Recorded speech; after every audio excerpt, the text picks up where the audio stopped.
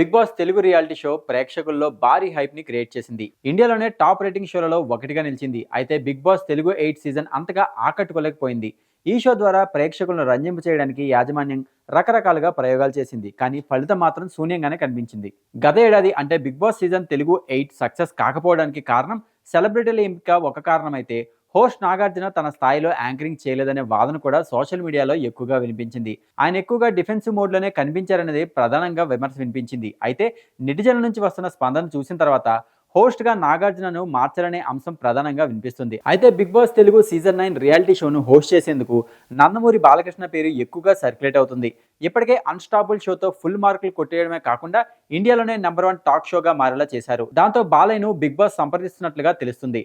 అయితే బాలయ్యకున్న busy schedule వల్ల ఆయన ఒప్పుకుంటారనే విషయంపై ప్రధానంగా చర్చ జరుగుతుంది. అయితే హోస్ట్ మార్పు ప్రచారంపై మాటివి వారు పెదవిప్పడం లేదు. నాగార్జునే హోస్ట్గా కొనసాగుతారు, అందులో ఎలాంటి మార్పు లేదని హీరో పిఆర్ వర్గాలు అయితే వెల్లడిస్తున్నాయి. అయితే హోస్ట్ ఎవరనేది త్వరలోనే తేలిపోవడం ఖాయంగా కనిపిస్తుంది.